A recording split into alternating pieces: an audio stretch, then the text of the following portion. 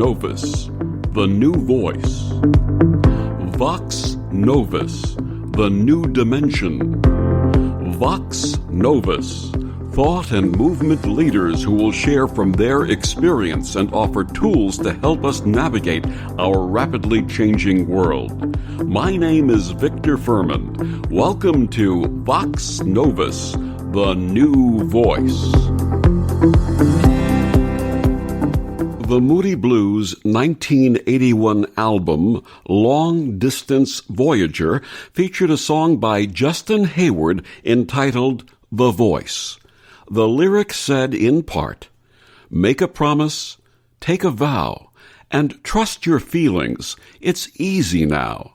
Understand the voice within and feel a change already beginning."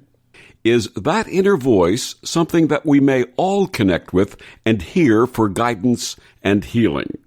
My guest this week on Vox Novus, Diana Cole, says yes. Diana Cole is a spirit translator, thought leader, fitness guru, and emerging author.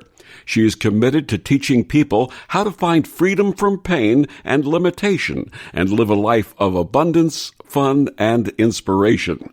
She's co-author of Pillars of Success with Jack Canfield.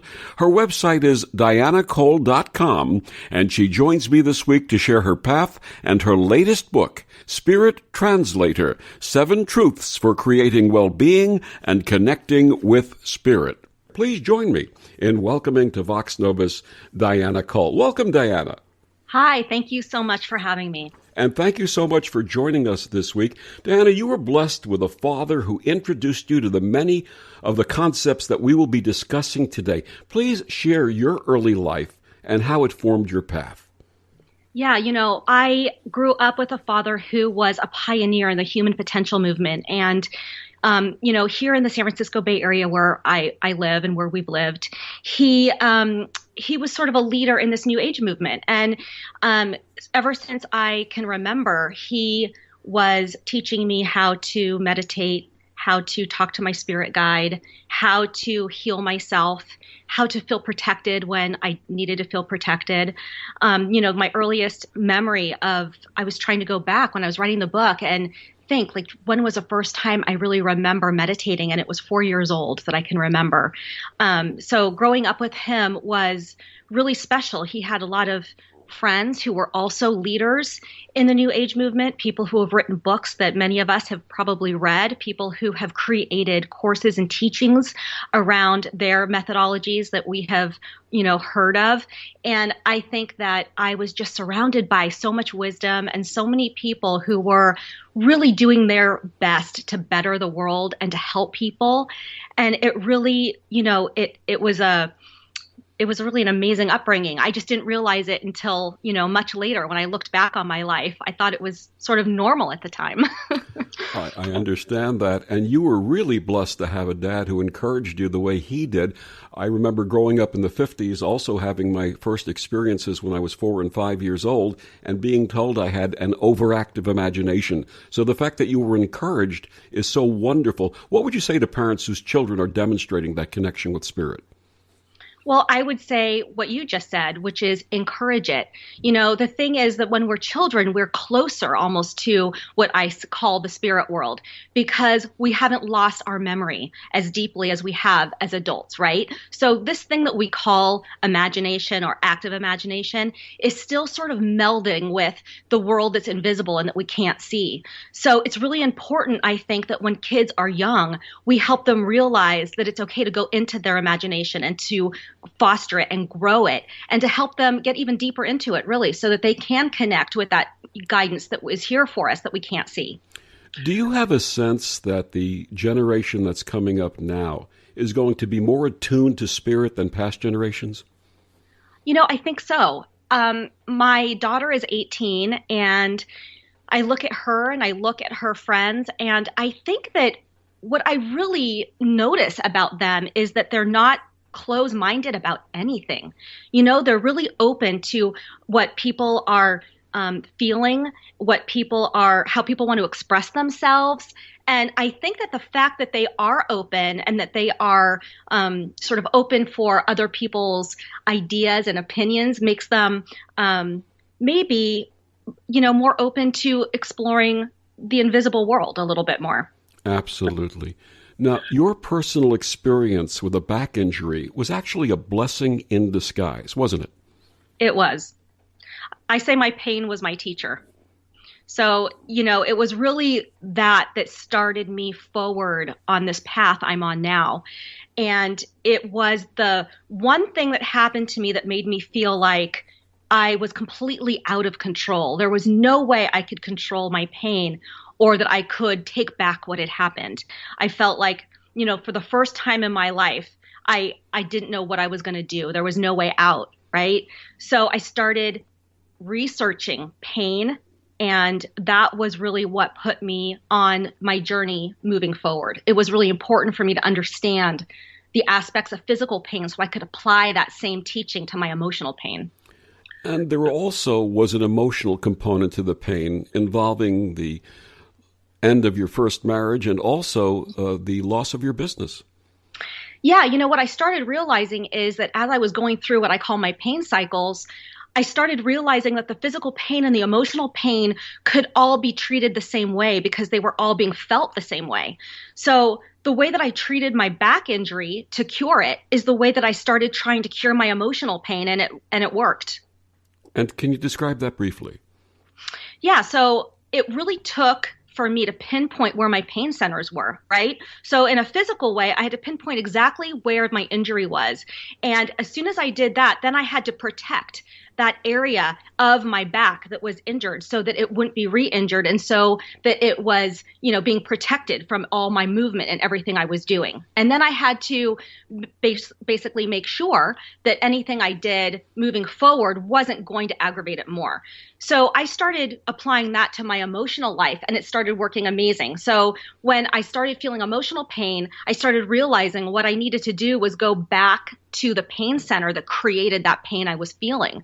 Because all of the pains we experience start somewhere else. They start at an earlier time. And then as we get older, these pains start growing and manifesting as different things. So I started realizing that pinpointing my pain centers and then protecting those pain centers and talking through them and making them better in my own emotional state was helping my emotional pain dissolve. We share the synchronicity that a recurrent back injury in my mid to late 30s actually put me back on my spiritual path. So as you say, within pain, there is gain. Mm-hmm. Absolutely. Yeah, pain is a teacher, right? Absolutely. Absolutely. What inspired you to work in this area, helping people connect with their internal spiritual guidance? Yeah, I think a few things. The first thing is when I hit, my rock bottom, and I went back to what I learned as a child, and it worked, and it helped me change my life, and it helped me feel better, and it helped my life, grow in ways I never thought that it could. I realized that the information that I received and the things that I did weren't just for me. Everybody could use this information. So I wanted to put it in, a book form so that other people would have access to this. And then, sort of what compounded that was the passing of my father. And I realized it, I really felt like I wanted to help other people or teach other people what he had taught me because it was just so valuable and so important. Absolutely. Before Spirit Translator, you co-authored a book with Jack Canfield, The Pillars of Success. Please tell us about that book.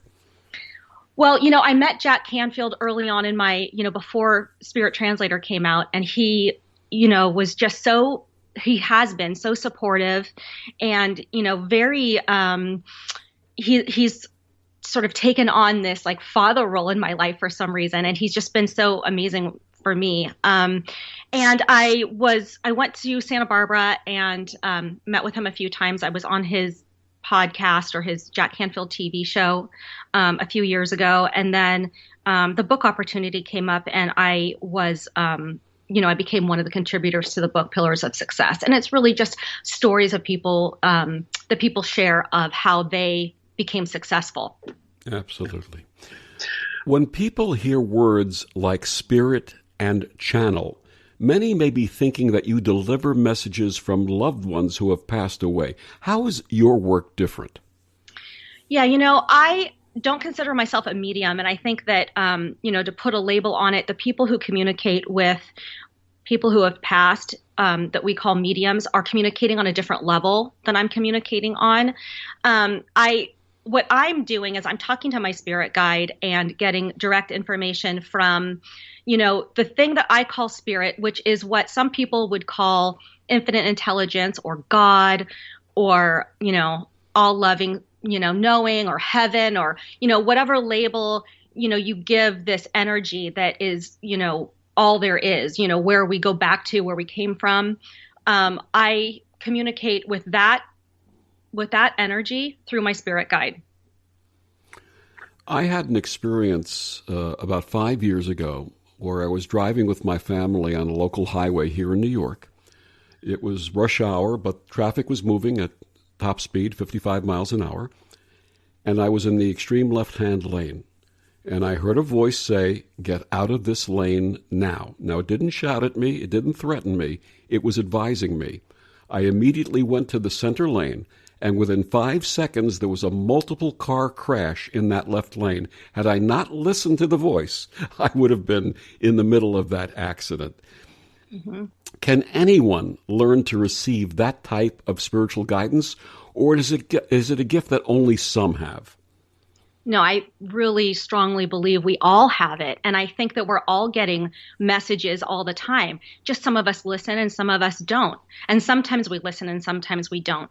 Just like what you described. I've had times where I felt like, my intuition, or, what we call the voice inside us, is like screaming at you to do something and you ignore it. I got really good at ignoring that voice. And I think a lot of people do, right? So for me, what I really want to teach, and what I do teach to my community, is that it's really important to open to the idea that you are being guided, so that when you do hear these messages coming through, you do listen. When you listen, your life actually unfolds in a more graceful way. You don't have to go through so much pain when you listen. What's the difference between listening and truly hearing? Well, I think that truly hearing would mean actually applying what you hear, right? Mm-hmm. So I think that we would all say, whether we call ourselves somebody who has had an experience like you just described or not, I think all of us would say that we've heard sort of the voice inside us telling us to do something. I think truly listening is when you sort of take a moment and you adopt that information, or you use that information like you did, right? You use the information and you move to the middle lane. But I think that there are some people that may have ignored that. And in a world that we live in, bombarded with noise and information overload, how may we filter that voice and really hear it? Well, the way that I hear it best is when I'm quiet. So I always ask my clients to adopt a practice of stillness. And it doesn't mean that you have to meditate every day for 30 minutes or an hour. I know that sounds daunting, and it sounds, like kind of mysterious, and, we're all busy. We don't have time to sit in meditation for 30 minutes, I think. So I ask, that we take 3 to 5 minutes just to get quiet. And that means quiet internally and externally, which means quieting all of your thought processes, quieting all of the worry, quieting the to-do list, and just really sitting and receiving just sort of this love and this wisdom that comes through when you can just sit in complete silence and in complete quiet.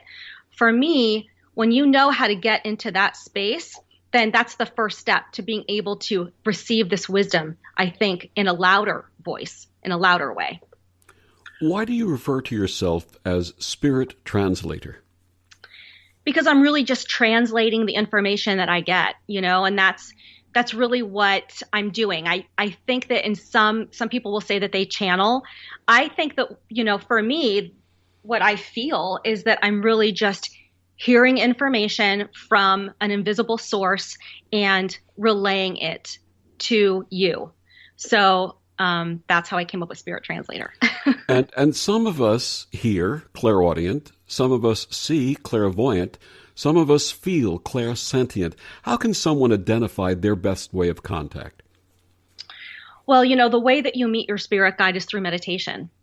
So it's important to know that we all have these abilities to feel what you cannot, see, or to see what you can't see with your eyes, right? Or to smell something that you shouldn't smell, right? Or to hear things that you shouldn't be able to hear. We all have those abilities. We just don't learn them and we don't focus on them. So we feel like we're limited to these five senses, right? But when you get into the space of having the stillness practice and of knowing that you have internal guidance and internal wisdom that is here for you, then you start feeling like you can open a little bit more. And that's when I have clients experience things that feel miraculous, right? Where they will report back to me that they felt, something that another person was feeling, right? In a more deeper level than they had before. Or they feel like they have some sort of, sixth sense about something that's going to happen. And these things are what open to you when you get into this practice of getting still and just, coming back to who you are. And to identify the way that they are receiving the information, I would sometimes share with people, if you're a person who says, I feel you, well, you're clairsentient. If you're a person who says, I hear you, you're clairaudient. And if you're a person who says, I see what you're saying, or I see you, then you're clairvoyant. Would you agree? I do. I agree. Absolutely. How does your work help in different circumstances? For example, you've shared that you had a big three in life that spiritual guidance helped you through: the back injury, the divorce, and having to close your brick and mortar fitness business. Yeah, it doesn't matter what the pain is that you experience, here in this life journey. We all go through different degrees of pain and different kinds of pain. What I'm trying to teach is that you have this internal guidance system that is all-knowing and all loving, that will help you get through any dip and valley in your life. So it doesn't matter what it looks like. It matters how it feels, and they all feel bad. So when you feel bad, you need something to help you lift yourself up again. And I think that we've learned to go to outside sources, go talk to somebody, call a friend, call a family member, go on social media or whatever, right? Ask someone else for guidance. And the most important thing for me in changing my life was not asking anybody for guidance, but going inside and getting my own guidance that was unique for me and that helped me change my life. And I know it's here for everybody. So what I'm hoping is that a lot more people learn how to access their internal guidance system so that they can pull themselves out of these really bad moments. How does this affect people who have boundary issues? Well, I don't know, because boundary issues to me are sort of emotional blocks or walls, and they're probably positive in some aspects and negative in other aspects. When you are in this receptive mode of wanting to get this information, you can't have any boundaries or blocks. You have to be completely open and in an inquisitive sort of emotional state. So for me, it's about what I say is tearing down the blocks to communication. And I think that in some people, those boundaries could be emotional blocks. And what about those who have no boundaries whatsoever and who are bombarded by others? Well, I think that this is just a little different, because if you have no boundaries in a way that I think what you're saying is that you're sort of like absorbing everybody else's stuff around you. Mm-hmm. You're actually somebody who is probably going to have an easier time connecting to the invisible guidance that's here, because you're more open, right? So it's just different because you're communicating with invisible wisdom, not with something you can see in front of you. And having no boundaries in some ways is actually helpful. So your empathic ability is wonderful for connecting with spirit, and you have to apply certain rules for yourself, the ability to say no or to stay away from those who would drain your energy. Yeah. Well, I do have a theory about that. And, I don't believe that anyone can drain anybody else's energy. I just think that some energy types aren't really meant to merge or to be in each other's space, right? So when you feel like a drain, like your energy is being drained from you, it's because you're really in a space where you shouldn't be merging with that energy that you're with. Doesn't mean anyone is bad for you or good for you. It just means that you have energies that are different. So what you're saying is don't volunteer. Right. Absolutely. My guest is Diana Cole. We're talking about her book, Spirit Translator, 7 Truths for Creating Well-Being and Connecting with Spirit. Diana, please tell our listeners where they can get your book and find out more about you and your work. Yeah, so the best way to get my book or find out about me is through my website, and it's dianacole.com. And we'll be back with more of Diana after these words on the OMTimes Radio Network.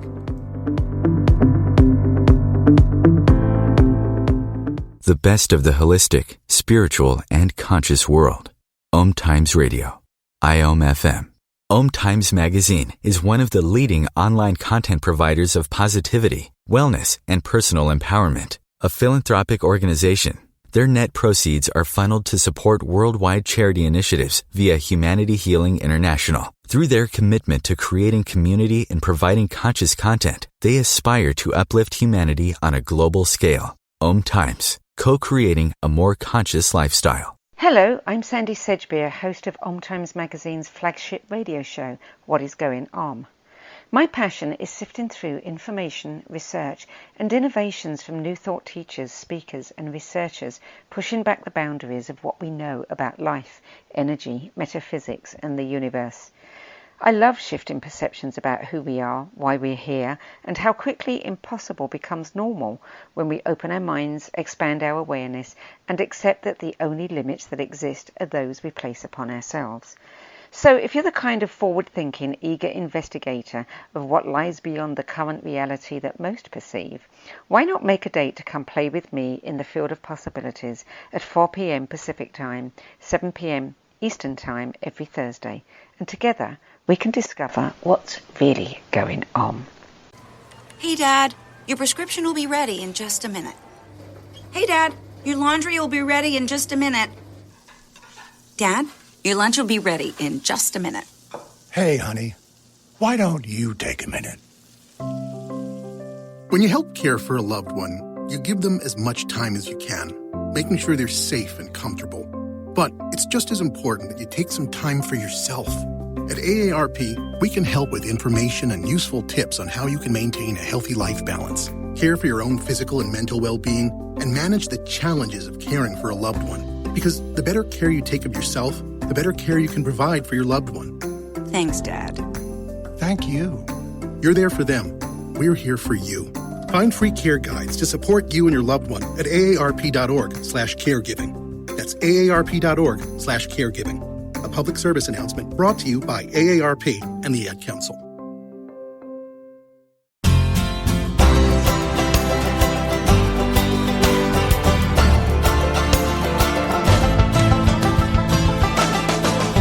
Back on Vox Novus, my guest this week is Diana Cole. We're talking about her book, Spirit Translator, 7 Truths for Creating Well-Being and Connecting with Spirit. Diana, you say no pain equals no pain. What do you mean by that? Yeah, this is something that I started saying when I owned my fitness businesses. And it's really because I was having people walking into my business and saying, how hard is the class going to be today? Because, no pain equals no gain. And at first I just kind of laughed it off, but it was sort of happening a lot where people were saying like, no pain, no gain. Like they needed it to be hard and painful so that they could, improve their bodies or their strength or whatever their goal was. And I started realizing that the people that were saying this to me were usually the people that were injured and were in pain. And were always looking for other ways to get out of pain when they left, an exercise studio or whatever they were doing. And I started telling them that no pain equals no pain.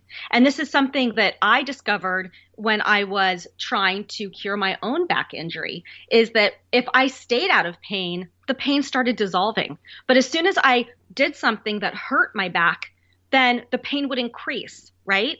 Because like attaches to like. So pain increases in painful moments. And that happens whether it's a physical pain or an emotional pain. So I just started saying no pain equals no pain. And that's, how we're going to move forward here. And I fully believe that that life should be challenging, but not painful.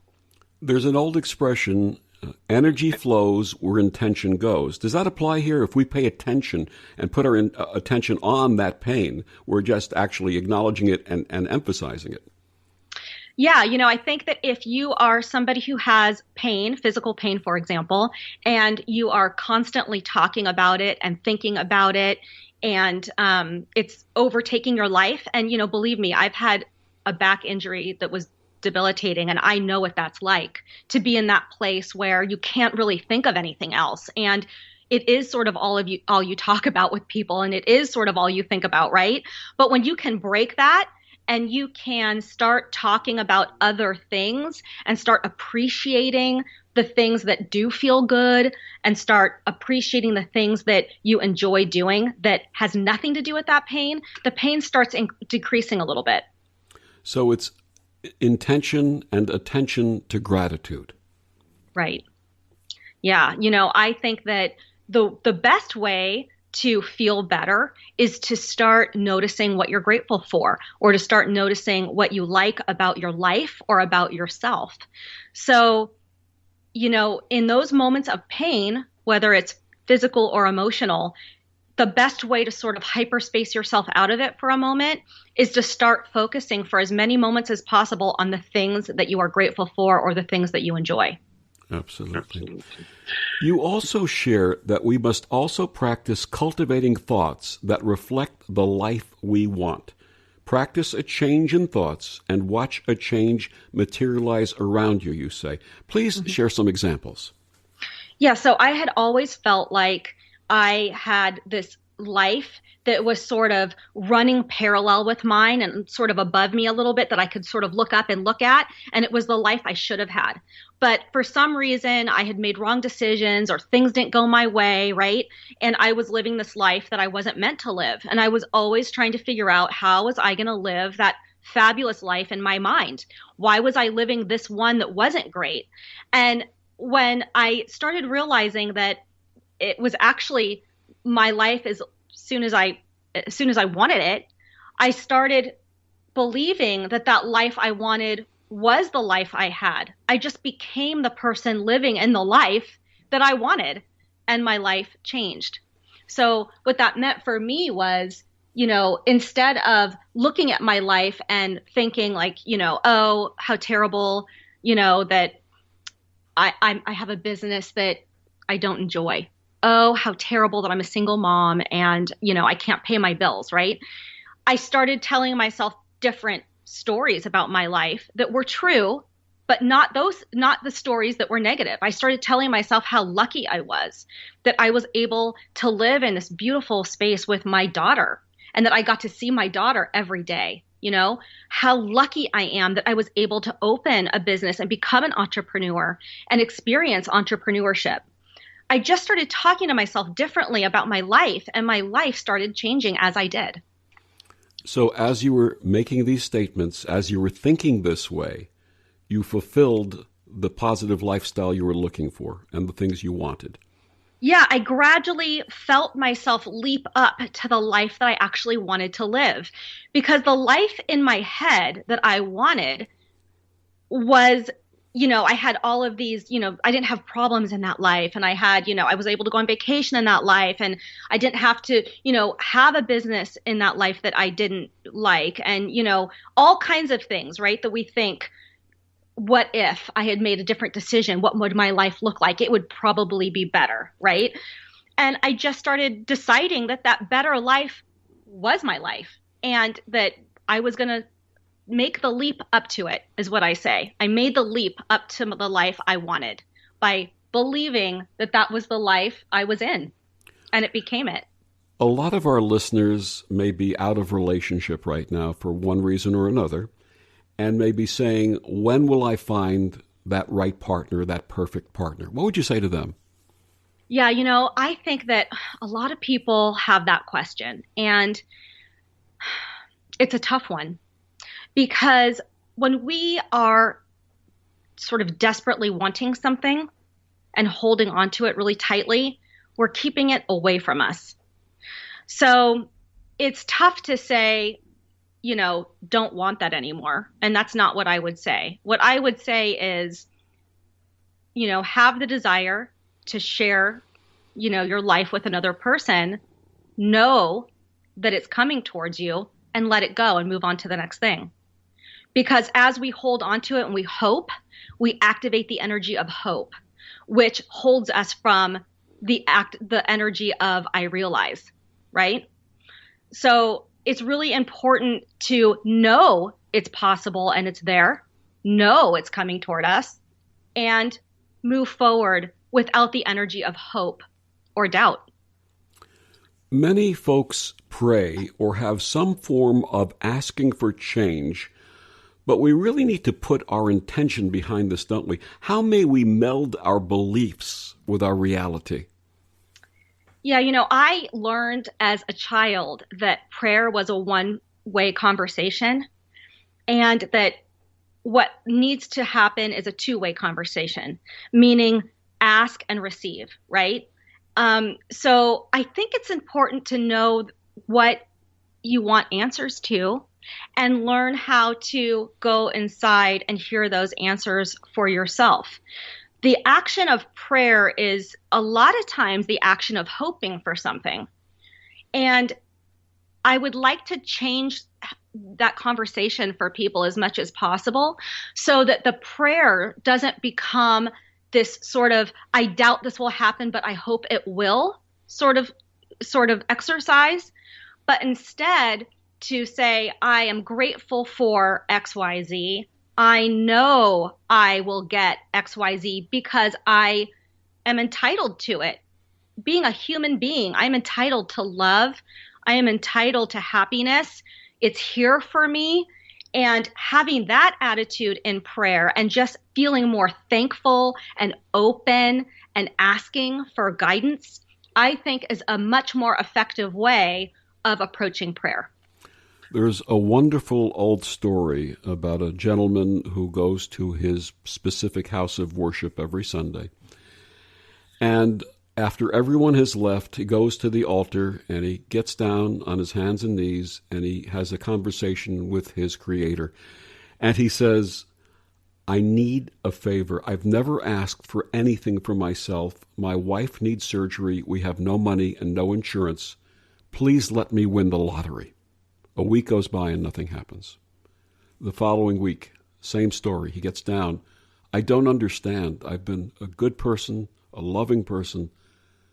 My wife needs this operation. Please let me win the lottery. Another week goes by and nothing happens. On the third week, he's in tears. He's really showing emotion. He says, I don't understand. I don't understand. What did I do wrong? What would you have me do? And he hears a voice that says, buy the ticket. It really comes down to a two-way street. We have to participate. We can project and have that vision of what we choose, but we also have to be an active participant. Yeah, exactly. I really believe that improving your life is a job. It takes work. It takes work to change the way you look at your world and the way you talk about it to yourself and others. It takes work to start improving the way that you are, looking at the events that are happening in your life or the way that they happened in the past. And it's important for us to start telling ourselves and talking to ourselves in a way that's kind and that is different than the conversations that we're having that are holding us in the life that we don't want. So a lot of the times I think that we get into these moments of difficulty or despair or worse. And we just sort of throw our hands up and say, help, God help me, or, whatever your God is, just help me. I need you. Help me. Right.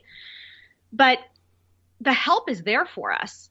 We just need to get to that point of quiet and calm so we can hear the answers. We can hear the guidance. It's not just about having this miraculous source sort of, in the background, changing things for you. It's up to each person to change it for themselves. And it's also up to partnership and recognizing when the things that we're asking for are manifest for us. Another old story about this gentleman who's on a boat in the middle of the ocean. His main boat sank and he's on a lifeboat, and a helicopter flies by, and they say, we'll drop you a ladder. Grab the ladder. We'll bring you up to the helicopter. He says, no. He says, I have faith in my Creator. My Creator will save me. And the helicopter takes off. And then a boat comes by and they throw him a life preserver. He says, here, grab the life preserver. Come on our boat. We'll rescue you. He says, no, I have faith in my Creator, and my Creator will save me and take care of me. And then another airplane comes by, a small plane, and drops down a line. He says, no. He says, thank you. My Creator will save me. I have faith in my Creator. And then he drowns. And he comes face to face with his Creator and says, I don't understand. I thought you would save me. What happened? And his Creator said, I don't know. I sent that helicopter. I sent that boat. I sent that plane. So in other words, these things are being presented to us really every day if we have the quieting of mind and the attachment to listen. Exactly. I think that one of the problems or one of the barriers to really hearing the guidance or recognizing it is that we live in a really busy world. There's a lot we have to do. There's a lot we're trying to accomplish. There's a lot going on around us. We have family and friends. We are in the middle of a pandemic. We have social media that, to look at. We have tons of wonderful shows on TV. There's just so much happening, and it's really hard to get to that place where you can just quiet it all. But when you can, you start merging with that energy of guidance and of wisdom that is here for us, so that when you do have, the life preserver being thrown at you, you can recognize it for what it is. It is the life preserver that is there for you. In our noisy world, do you suggest that folks take a little break sometimes from social media and the news and so on? Yeah, I think it's really important to unplug from all external noise for 3 to 5 minutes every morning and every night at a minimum. Right when you wake up in the morning and right before you go to bed at a minimum. Because, we wake up and right away, it's like the alarm goes off, right? And you're like, oh my God, okay, the alarm, I got to get up. What do I have to do? And you start automatically going through the to-do list, right? So I think that it's really important to take a few moments, not to get up right away, but just to sort of sit and be, and to think about how lucky you are to be able to experience another day, how lucky you are to open your eyes to this beautiful world outside your window, how exciting it's going to be able to experience what's going to unfold in front of you, or how amazing it is that you get to interact with other people, with other feelings and other emotions going on. Like, this is really a miraculous thing that we have here, right? And I think that if you can take a few moments without any noise, without any worry, without any to-do list, and just sort of appreciate and be and breathe in the sunlight coming through your window, you start feeling better. And starting your day in a way that feels good helps you have a better day. And seeing everything truly as a miracle, because it really is. Mm-hmm. I know.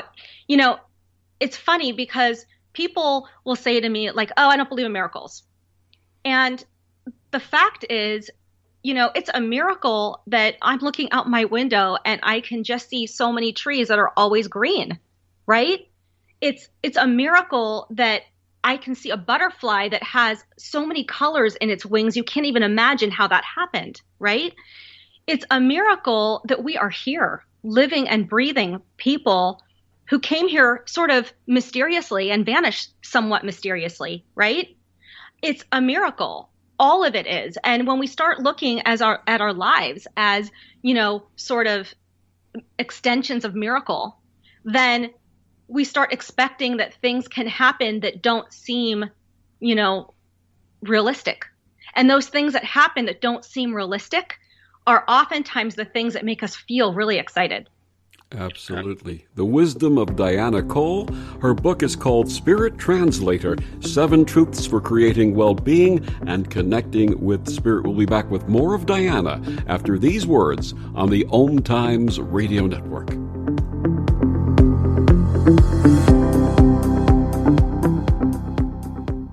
Ascending Hearts is no ordinary dating site, but a spiritual dating site with a purpose, to link you with your soulmate.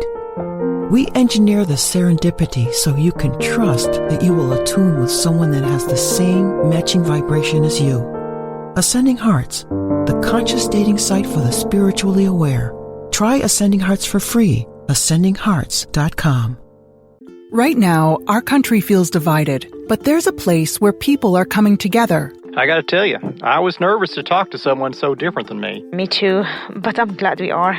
Love Has No Labels and One Small Step are helping people with different political views, beliefs, and life experiences come together through conversation, and it feels good. Wow, your story is so... Interesting? Yeah.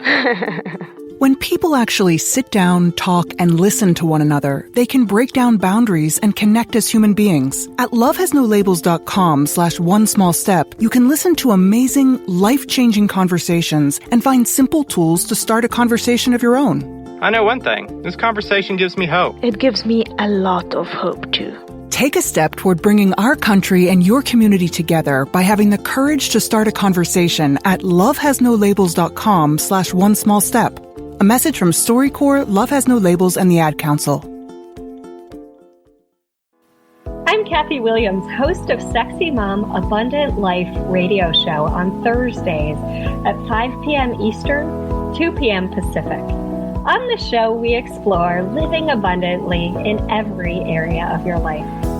Ways to let go of limiting patterns and beliefs and to step into the flow of creativity and possibility, knowing you are supported by the universe.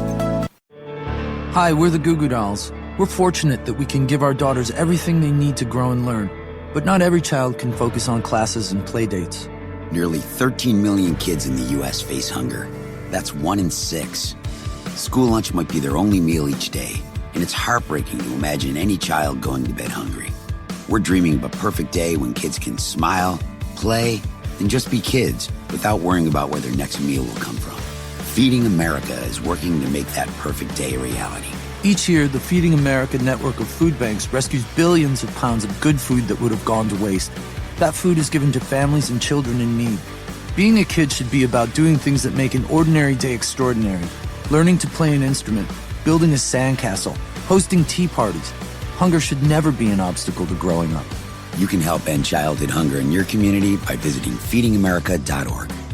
Brought to you by Feeding America and the Ad Council.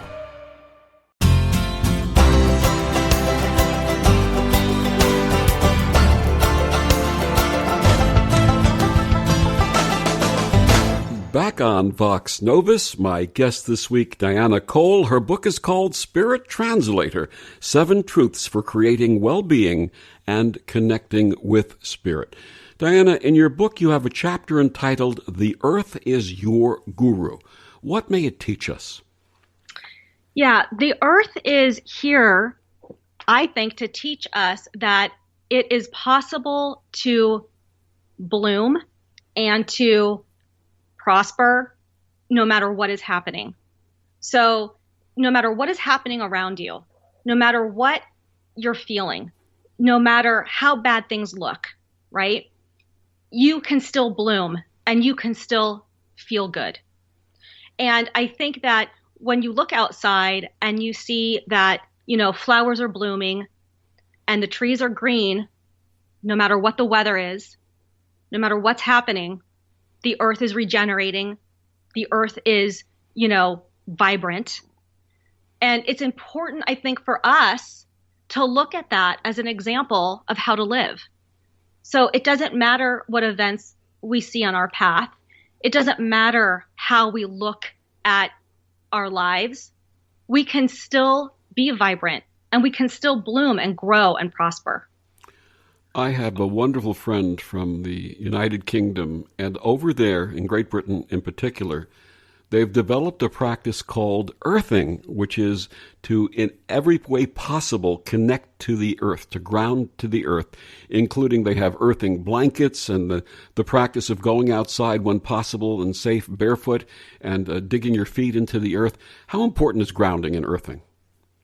Well, I think that it's important to I think it is important, but I think that it's also important to recognize that because we are sort of tethered to the earth, it's also important for us to look above and also feel like we can elevate and we can, ground, if you will, with the sky and with sort of this infinite openness, right? So I think that there has been a lot of focus on grounding and holding yourself down and, feeling like you have roots growing into the earth. And I think that's very, very important. But I think that there's one step further that we need to take. And I think that that step is opening to what's above us so that we can elevate in our vibration and our energy. And to see ourselves in balance between heaven and earth. Exactly. Because we are as vast as anything that we can see energetically. And when we allow ourselves to sort of be in this vastness and when we can sort of imagine our energy bubble, if you will, being as vast as anything you can see, we feel like we're a little more elevated, like we can stand a little bit taller. It's like we're being pulled up from above us, not being pulled down all the time to the earth. Absolutely. Who do you believe would benefit the most from the work that you do? Well, I think that anybody can benefit from it, but I guess if I have to say who would benefit from it the most, it would be somebody who is feeling stuck in their lives or is feeling pain in any way. And that really means emotional pain. If you've gone through a trauma or a depression, if you're feeling depressed or lonely, if you've lost a loved one and you're in despair, then you're looking for something probably to make you feel better. And if you are looking for something to make you feel better and nothing is working, then it's time to use this practice of going inside and getting your questions answered and feeling elevated with the wisdom and the love and the protection that comes through to you. In Spirit Translator, you offer 14 steps to heal your life now. Would you share a few of these? Yeah, so what this is really an exercise for how to feel better right away. Because, what happens is we all need to heal our thought processes or our past traumas, sort of, anything that we've gone through that has been painful. And the way that I learned to do it was to create this, sort of energy ball. And to push this healing energy ball, into my body as I said things that felt good or I chanted something that felt healing. So in my book, I ask you to go through sort of this chant that is, I am absolute goodness. Beauty is all around me. Everything is working in my favor. I am happy. And when you sort of repeat these things as you use this energy ball to heal your body, you start feeling like you're healing yourself. And it feels really good and really elevating. There are a lot of people, owing to the pandemic and also many of the other things that have transpired in a negative way in our country and around the world since the onset of the pandemic, who are grieving right now and really heavily grieving. What would you suggest to people who are in that state of grief? Well, I think that first I would say we're all in this together. You're not alone. And to, some to less degree and some to more degree maybe, we're all in this together and we're all feeling all of this together. And I think that it's really hard to pull yourself out of grief. I know that. Grief is one of those things that can hit you like a truck and you don't know where to go or how to get out of it. I think that we're here on purpose. I think that this place where we are planetarily is something that is here to sort of help us elevate our energy collectively. Like we were talking about earlier this morning, when you hit your pain cycles, your pain is your teacher. And I think collectively we are learning that we're all being pushed into pain, and we're all trying to get out of it. And hopefully collectively we will learn better ways for pulling ourselves out of these painful moments so that our lives collectively look better moving forward. Now, the only way that I can say has worked for me to get out of pain and despair is to feel connected to everything around me, to feel connected with the earth, to feel connected with the other energies, the other people, to feel connected and not alone. And, I think that it's feeling alone that takes me to my deepest low. And I think that feeling alone takes a lot of people to a very deep low. So when you can feel like you're protected and you're loved and you're not alone, and you can get that information in a way that feels real and not just like I'm saying it, you can pull yourself out of those really awful moments. You say that kindness is our God power. How so? Yeah, so kindness, I believe, is sort of this divine gift that we were given to change the world. And, if you could imagine for a moment that the entire planet, everybody on it, felt kindness toward everyone in their lives and themselves for 10 minutes. Just think about that. Every single person felt kindness toward themselves and others for 10 minutes. That 10-minute segment would change the earth. It would change the way we all live. Because when you can live in this place of kindness, of feeling, this love for yourself and for other people, you start to grow, and that love will grow and replicate, and it's contagious. I think it's really important that we learn how to be more kind to other people and more kind to ourselves. It's not something that we're taught, I don't think, when we're younger. We're taught to fend for ourselves, or look out for yourself, or no one's going to take care of you. You got to take care of yourself. Or, if somebody else gets something, then there's not enough for you, right?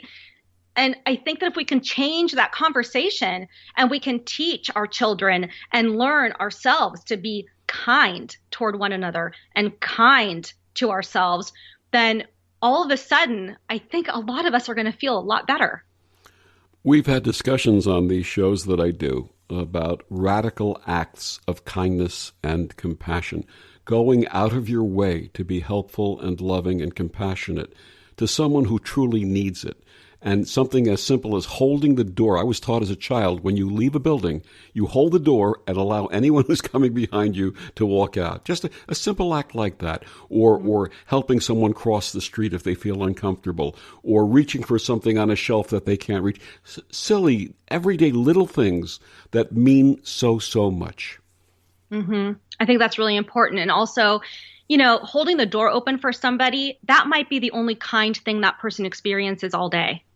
So it's important to extend kindnesses to others. Now, for me, speaking from a woman's perspective, we are taught as women when we're very young, don't talk to strangers, or, look around you. Like, we sort of have this fear thing that we're given as children, that, the world is a little scary out there, right? And you got to watch out for yourself.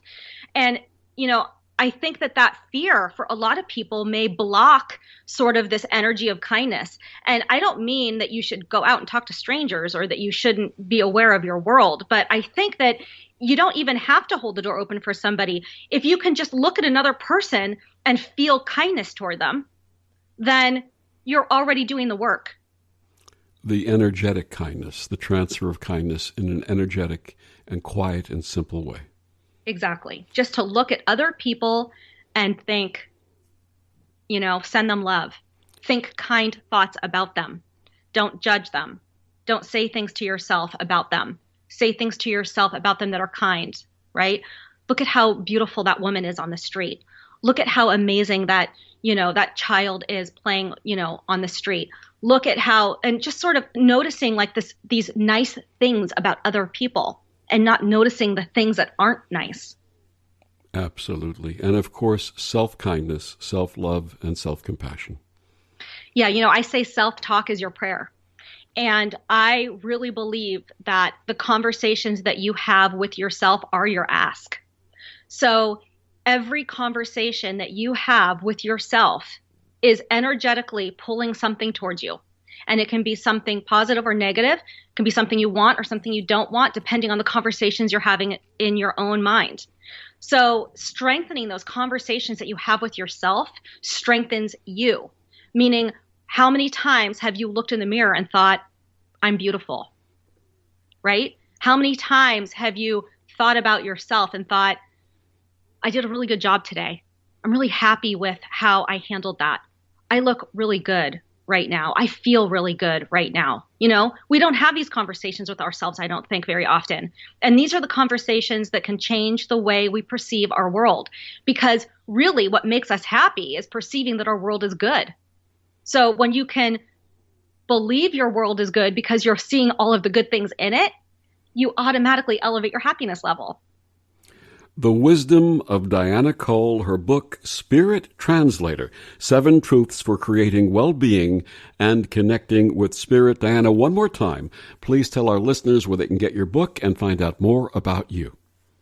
They can find out all about me on my website at dianacole.com. Diana, thank you so much for joining us this week and sharing your gifts and your wisdom. Thank you so much. And thank you for joining us on Vox Novus. I'm Victor, the Voice Fuhrman. Have a wonderful week.